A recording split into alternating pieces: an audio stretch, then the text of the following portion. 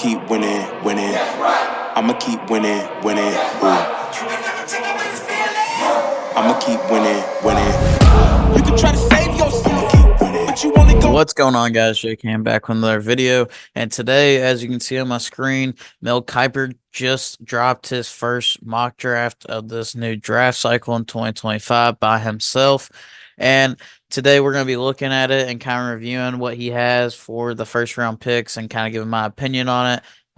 And if before we get into it, please make sure to like the video, comment down below any takes that you have.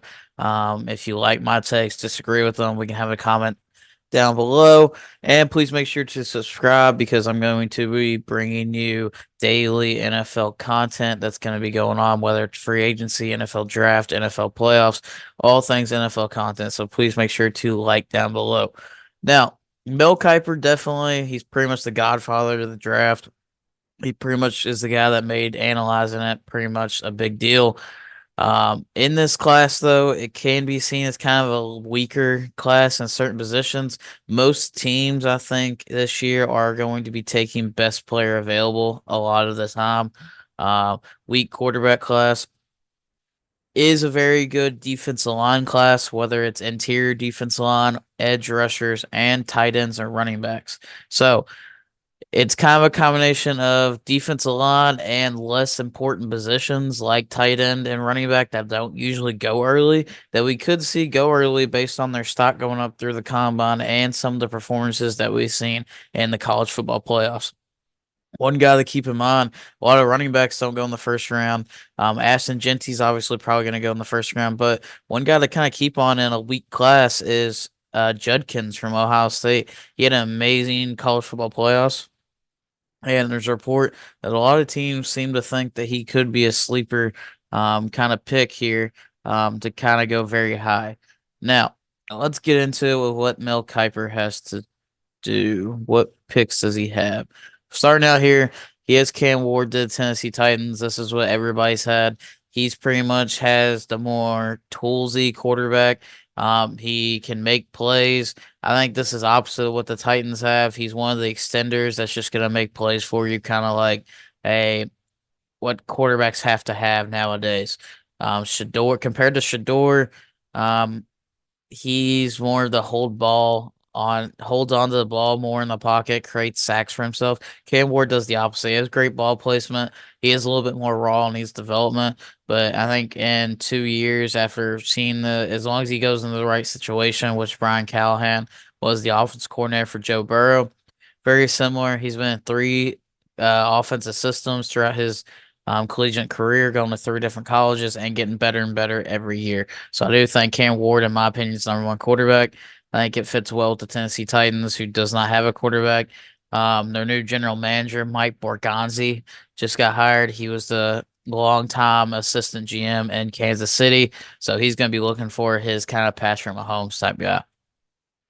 Moving on to number two, we have Travis Hunter to the Cleveland Browns. I don't know if Travis Hunter is going to go here. A lot of people are starting to kind of put Abdul Carter here. I think Dion could have a impact on this. Obviously, he's going to want his guys to go to a bigger market, and he could have an impact not only on Shador, but also on Travis Hunter, who he's coached the last 3 years. I do think he's going to want him to go to like a New York or a Las Vegas. So this could be a point where he kind of steps in. They say, hey, we're not going to play for these certain teams. Cleveland, not very much a big market, has had its histories of not being a very good franchise. This could potentially be impacted the Travis Hunter saying that he's not going to play in Cleveland. But as of right now, they're going to be taking best player available. I don't think they go quarterback. I think they're going to want the more veteran route. So I think number two in this draft is going to be Travis Hunter, Abdul Carter, or they're going to trade back with a quarterback needy team. But number three, Shador gets his wish. He wore those New York Giants cleats there in the bowl game, and he is going to be going here in number three of this mock draft. I think this makes sense. Giants need a quarterback. Brian Dable is on the hot seat. I think he's going to want the more established quarterback that's ready to come in and play. That's not as raw like Cam Ward. Shador, I think, will struggle though again under that New York offensive line unless they go out and sign some people because he doesn't really have much protection. He doesn't really have a run game. All he has pretty much is Malik Neighbors. So they're going to have to add some pieces around him. But quarterback needy team is quarterback, so it makes sense. Number 4, possibly the best player in this draft, Abdul Carter. Kind of like a Micah Parsons build, very similar. They had Patriots hire Mike Vrabel. He's going to want to add some mean and toughness to this team, and they definitely just need talent, whether it's offensively or defensively, and they're just going to take best player on the board. Here, Abdul Carter falls to him, and he could be pretty much the best pass rusher or overall just best player in this draft, in my opinion. He could go all the way to number 2 with Cleveland, depending on how the board falls. They could potentially go with like a Tedero McMillan here, kind of get Drake May some offensive weapons, but the defense for the Patriots also doesn't really have many stars, so they're pretty much just going to take either who falls in between Travis Hunter and Abdul Carter. Number 5, Jacksonville Jaguars. A lot, like I said, a lot of these teams are just going to be going best player available, and they pretty much have their edge combination already set with Trayvon Walker and Josh Allen, and they have their secondary with Tyson Campbell. They could have taken Will Johnson to kind of set them up together, but Mason Graham is a very good interior defensive lineman. He's going to be the top interior defensive lineman everybody's going to be going after.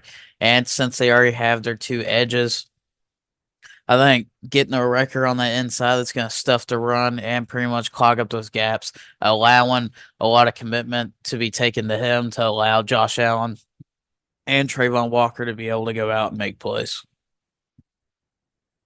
Number 6, Las Vegas, Tedero McMillan. Obviously, they're going to have to do something at quarterback. As of making this video, they also do not have a head coach yet. Ben Johnson was rumored to be going there. He ended up picking the Chicago Bears. Aaron Glenn has not officially been announced by the Jets, but a lot of rumors and everything indicates that he's going to be going to New York Jets. So who knows who their GM and quarterback is going to be? You have Tom Brady in the front office, but they do have one of the best tight ends in the league already in Brock Bowers. They also have Michael Mayer as the backup. They have a very good number 2 receiver in Jacoby Myers. So whoever their quarterback is, whether it's Aiden O'Connell again or Gardner Minshew, they definitely need to get more weapons. Their offensive line has played decent. They need to get a running back or a receiver, and getting Tedero McMillan, kind of like a T. Higgins build. He's huge, 6'5", and he's very fast. Could be one of the faster receivers in this draft class with that huge body target. He pretty much goes up and catches anything. So this gives whoever's the quarterback's going to be a weapon, especially moving into next year if they end up going into next year's draft, maybe getting an Arch Manning or somebody like that in Las Vegas. Number 7, New York Jets. We have Michael Williams, outside linebacker. This is a very raw player. He's kind of reminds me a lot of a Trayvon Walker. He has the skill set, is very raw. He needs to be developed in the right situation. But he is a freak athlete. He's somebody that's going to be kind of starred and showed out in the NFL Combine because he's going to test out like crazy. He didn't have a whole lot of sacks at Georgia, but I do think the New York Jets would go another direction. Will Johnson's still on the board, somebody like that. I think if all these guys are taken, Will Johnson would definitely be the pick here because you're losing a DJ Reed and line him up across from a Sauce Gardner with a Will Johnson would be a crazy secondary. And on the edge, the Jets already have Jermaine Johnson, who's going to be returning from injury, and they have Will McDonald on the other side. So I think they're pretty set at edge. They really need interior defensive line, or they kind of need secondary with either a Malachi Starks or a Will Johnson.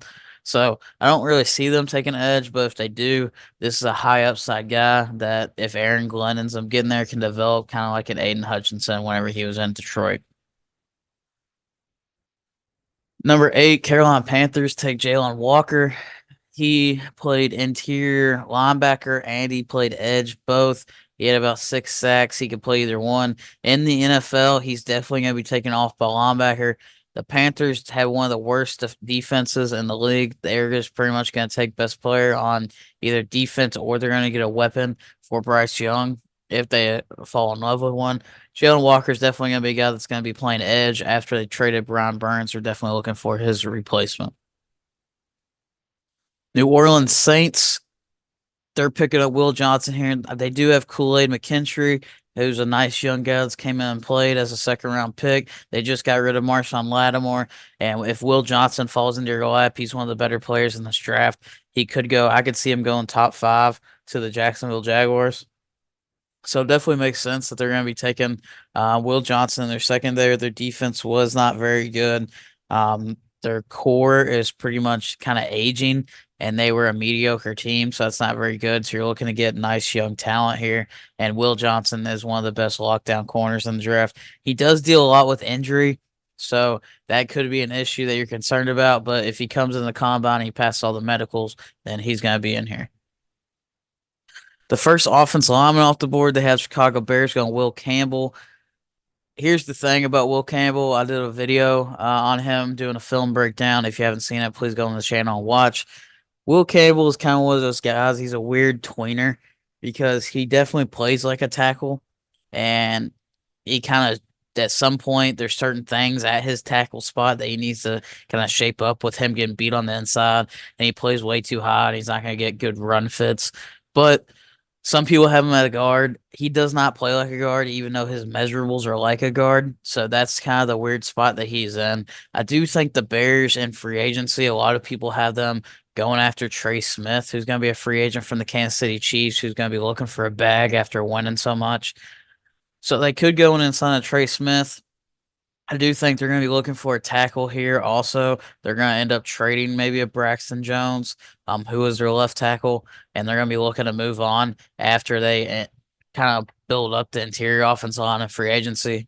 So I don't know if Will Campbell's necessarily the best tackle. I could definitely see somebody like a Kelvin Banks or a Josh Simmons going here. I think Josh Simmons, I'll get into that later whenever he gets picked, could have been offensive tackle number 1 if he didn't get injured in a season-ending injury. But the Bears taking offensive line, that's pretty much where they're going to go, try to protect Caleb Williams, especially with Ben Johnson trying to have a dominant offensive line in Detroit. It's going to be mostly the same thing. 49ers, they're kind of looking for the Trent Williams replacement, or they're looking for defensive line help. They go Kelvin Banks here at offensive tackle from Texas. This is a guy that I think is probably tackle number 1 right now, him or Josh Simmons, in my opinion, in this draft class. A lot of these tackles, they kind of compare them to possibly being guards as well. But Trent Williams was out a lot towards the end of the year. Is he going to be back? How many more years does he have left? He sat out a lot, was injured. So you're pretty much looking for this guy to either fill in or play right tackle or guard for a couple of years and then bump out once Trent Williams is done. So that's exactly what they're going to be doing here with Kelvin Banks. Number 12, Dallas Cowboys. They're taking Luther Burton. Now, the very obvious pick that a lot of people have been doing is Ashton Jeanty. I'm starting to lean towards the area of the Cowboys not doing that and not taking Jeanty because Rico Dowdle did have a pretty good year last year. He just needs to get in the end zone more, just didn't have any touchdowns, but he had a whole lot of yards. And I think he needs to get more involved in the receiving game. Luther Burton is very similar to CeeDee Lamb, though, so it would be kind of a weird fit. Don't know how it would go with the Dallas Cowboys. CD and Luther Burton are both pretty much slot receivers. I think the Dallas Cowboys are going to go more towards the defensive line and look in this edge class and interior defensive line class. I think they're going to end up taking one of those guys, me personally, but nothing wrong with the Luther Burton pick. He's going to be a huge impact for somebody, whoever has him, if he ends up dropping. Miami Dolphins, they need secondary help, so they go best safety, Malachi Starks. This is a guy that I could see going earlier in the draft, maybe the Jets, if most of the players that they have are gone. Maybe even to the Cowboys, 1 pick earlier, but he does a great job. The Dolphins pretty much rated their secondary last year, and it was very bad because they let a lot of them go. So they need to improve it. And Malachi Starks, you get on a cheap 4-year deal, and you can kind of control him for the next 6 years if he plays well at the safety market. Number 14, Indianapolis Colts. Like I said, this is a very strong tight ends and running backs class. So the Colts here, they're going to take a Tyler Warren. even though it's a very good tight end class, the two top tight ends are very different types of tight ends. Tyler Warren, like the Colts are taking here, he's more of the George Kittle build. And I honestly, in my opinion, I can't remember the last time the Colts had a good tight end. They had Eric Ebron for that one season. And they ended up taking Mo Alley Cox, who's been okay. But I think having a good safety valve for Anthony Richardson, along with someone that can block in the run game for him whenever Anthony Richardson does kind of pull the ball in the zone read schemes. But having a nice little George Kittle build, Tyler Warren's a huge impact. You've seen Penn State in the college football playoffs use him at Wildcat quarterback. So all that's pretty much the same. It all makes sense. Number 15, Atlanta Falcons definitely want D-line, whether it's a defensive end or a defensive lineman. And here they go, Shamir Stewart from Texas A&M. This is a guy that's going to be rising up boards. He is a huge athletic freak. Pretty much, he's 6'6", 290 pounds. And Atlanta was one of the worst defensive lines in the league. And their defensive head coach, Raheem Morris, is going to be looking to upgrade that. He's going to want a big pass rush. Shamir Stewart is one of those guys. He doesn't get a lot of sacks, but he definitely creates chaos on the offensive front, and he's going to create a lot of pressures, and that's something that Atlanta's going to want. Number 16, Arizona Cardinals, Tyler Booker. This is one of my favorite picks in the draft. Not a lot of people have had Tyler Booker going high. I think this is somebody that's only going to rise. He's played in the SEC, played against a lot of talent. The two Texas A&M guys. And he played against James Pierce. He started for 3 years at offensive guard. I think this could be in play for the Bears as well, number 10. Um, that type of guy. Arizona might look for the defensive line, though, instead of Tyler Booker, but their offensive line has been mediocre for a very long time. They could look for James Pierce here, but if they're looking to protect Kyler and have him make bigger plays, Tyler Booker definitely does make sense. I think he's going to be a guy that's going to go very early in this draft, higher than what people expect. Cincinnati Bengals take linebacker Jahad Campbell from Alabama. This is the guy that Mel Kiper loves, and he has going very early here to Cincinnati. He's a guy that's pretty much gonna make every play. The Bengals have one of the worst defenses in the NFL, and they could potentially, if like a Luther Burton falls or something like that, look for a T. Higgins replacement, maybe move up. But I think they're definitely going to be going for defense with one of their worst NFL defenses that they had last year, whether it's a Campbell or one of these edge guys like a James Pierce. If they fall to him, I could see him moving up for like a Michael Williams or somebody like that. The Seattle Seahawks are going Armand Mbu from offensive tackle, Missouri. This is a guy that not a lot of the offensive linemen in this class are very like physical run blockers, and a lot of them are more finesse guys. Armand from Missouri is definitely more of that. I think he's a guy that's definitely rising up the board. And as people start to actually watch this film, he's definitely going to be a first round pick after a lot of people have him more as a second round grade. Seattle, I think, is a perfect fit because they definitely need to improve their interior offensive line, or whether they go at right tackle to replace Abraham Lucas and put Armand across from Charles Cross. Yeah, I think this is a perfect fit for Seattle. Tampa Bay going with Nick Emery from South Carolina, safety. This is one of the highest I've ever seen him going in Mel Kiper's. This must be a guy that Mel Kiper loves. Tampa Bay kind of putting him next to Antoine Winfield would make sense. I do think Tampa would go more of an edge here. I don't really like this pick so much. I think a James Pierce would be a great kind of fit for Tampa Bay, but he is a bigger safety. He's 6'3". And like Mel Kiper says here, next to Antoine Winfield, he could do some damage to opposing passing attacks, which makes sense. But I think they're going to be looking for more defensive line and more of edge pressure. Number 20, I definitely do think this is about right. Ashton Jeanty, running back, Boise State. Denver Broncos are looking for weapons, whether it's at tight end or whether it's going to be Ashton Jeanty. If Ashton Jeanty does fall, this is the farthest that he's going to fall. The Denver Broncos are going to pick him at 20 if he's on the board. And They have one of the worst running back rooms with Javonte Williams as their starting running back, and plus he's going to be a free agent, so they're going to be looking to upgrade to kind of help Bo Nix out. Their offensive line is decent, so Ashton Jeanty going there would be a very good fit. I think it fits very well in the Sean Payton offense. And whether they get the tight end or the running back, it's going to work out very well for the Denver Broncos. Number 21, Pittsburgh Steelers. They go on Emeka Ibuka. This is pretty much what I've seen everyone been doing in the mock draft. Ibuka had a great college football playoffs. He definitely showed off that he's an after the catch kind of receiver that's just gonna make plays. He's not like a super speed threat, but he's a guy that's gonna make a catch 5 to 10 yards. He's definitely gonna make a couple guys miss and make a play. And the Steelers, I think, are gonna be looking to move on from George Pickens, or maybe he sits a wide receiver 2 for a year or two, as they've had that revolving door of wide receivers the last couple of years. Number 22, Los Angeles Chargers. They definitely do need a tight end. They're going Colston Loveland from Michigan. This makes sense. Jim Harbaugh was there a couple of years ago, recruited Loveland to the team, and he's going to go with his guy as their starting tight ends, Will Dissly. They definitely do need to upgrade to help out Justin Herbert in the offense. Now, Tyler Warren is the more the George Kittle build. So Loveland is almost like the opposite. He's more of the Brock Bowers build. That's more of the receiving tight end. Now, I will say he's nowhere near as good as what Brock Bowers was. So don't get that mixed up. He just has the similar build of the receiving tight end. He's not the huge blocking tight end that George Kittle and Tyler Warren are going to be. So this makes sense. I definitely do think if Ashton Genty's on the board here, if he ends up falling, the Chargers could definitely do that. They could potentially move up for a Ashton Genty. And this is the second tight end that's going to be taken in the first round. So it definitely makes sense to them whether Warren or Loveland's on the board. Green Bay going Mike Green from Marshall. Mike Green had 17 sacks last year.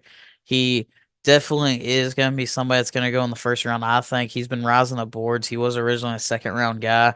I think he's just going to keep moving up. I think eventually he's going to go in like the mid first round as somebody that needs an edge rusher.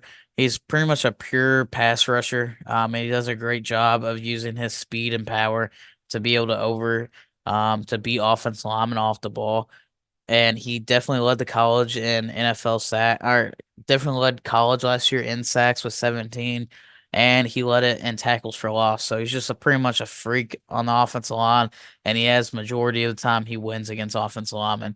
And this is a guy I think is just going to go even higher and potentially towards the top 10. The Vikings, they need help defensively or on the interior offensive line, but they go corner here with Benjamin Morris. I think after the college football playoffs, Benjamin Morris has risen up to cornerback number one. And he definitely did shut down some corners. He did have a hip injury though. That was kind of an issue. But I don't think it's going to scare many teams. I think he's still going to go very high. And a lot of these corners in this draft have had injuries. So I think he's pretty much going to be the top corner off the board. I agree with Mel Kiper here. I do think Minnesota could look to go interior offensive line. If somebody like a Josh Simmons is on the board, I think that they could go there. But it makes sense because they need pretty much either trenches or secondary help. Houston Texans get a steal here in Josh Simmons. I think Josh Simmons is offensive tackle one. The only issue is, yeah, that season-ending knee injury against Oregon. I think he consistently beat defensive ends. He didn't allow a single sack this year through those 6 games, and I think he's going to be one of the safest picks. And he could be a great fit to be able to put alongside Laremy Tunsil for CJ Stroud if they can pretty much go out and retain their guys and keep Nico Collins and just keep building on that. Josh Simmons is going to be a great fit to be able to protect CJ Stroud. You have another offensive tackle here with the Rams. The Rams are going to be losing a couple of guys. I believe Note Broom is going to be a free agent, and their offensive line's a bunch of older guys. Matthew Stafford's also turning 37, so you need to keep him upright. And there's no quarterback necessarily to be able to move on or sit behind Stafford for a year or two. So they go on and get Josh Connerly from Oregon. This is another guy that's been rising up boards. He's more of like the safer. He's not so much of a freak athlete like the other ones, but he has very good fundamentals on the offensive line, and he uses those at Oregon. whether he's going to be a guard or a tackle. He's kind of 6'4", so he's on the shorter side, but that's most of this tackle class. And I'm a pretty big fan of Connerly and Josh Simmons as well. Baltimore Ravens going with Reveal from East Carolina. Now, he did have a torn ACL that put him out for the rest of the year, so he's going to be coming off that. But he definitely has the measurables compared to Benjamin Morris. He's 6'3", has these long arms, and he plays the ball very well in the air. One of these corners could definitely go off the board at the Green Bay Packers pick, but the Ravens are definitely going to be looking to upgrade corner, and they're gonna if they make this pick, they would have one of the best secondaries in the league. I do think they could potentially trade their first round pick for Tyreek Hill or somebody like that, so they might not be picking here on draft day, but we'll see. Detroit really got ransacked this year. They lost both their coordinators. They're losing a lot of their position coaches, so it's interesting to see how Dan Campbell's going to fill that up. But here originally they needed an edge rusher along with Aiden Hutchinson. They did trade for Zadarius Smith, who made a big impact, but I think they're going to be looking for a young guy to go across from Aiden Hutchinson, and they go James Pierce here. This is a guy that was projected to be a first round pick at the end of last year for this draft. He has a freak build. He has a huge frame, 6'5". He had 17 and a half sacks over the past 2 seasons. He had 7 sacks last year. And him falling here pretty much just falling in Detroit's lap. You just take best player available. The Commanders at 29 are definitely increasing their pick with this run in the playoffs, and they're going to be looking to upgrade their defensive line as they have the 30th ranked rush defense in the NFL. And Nick Scorington from Texas A&M is definitely going to do that, whether they end up taking interior or edge. Scorington is a great fit here. He's pretty much just going to be able to set the edge here as he had 14 tackles for loss last year, and he's going to be able to increase that run defense that the Commanders need. Maxwell Hairston from Kentucky, corner for Buffalo. This is the first time I've ever seen him in the first round. Mel Kiper must love this guy. I don't necessarily agree with this one. I do think the Bills could take corner if Morrison or a Chaville from ECU ends up falling to him. But I do think the Bills are definitely gonna go either linebacker or interior offense or interior defense line or edge in this class. So I don't necessarily see them taking Harrison here, but I could see them definitely taking corner, just not if Harrison's on the board.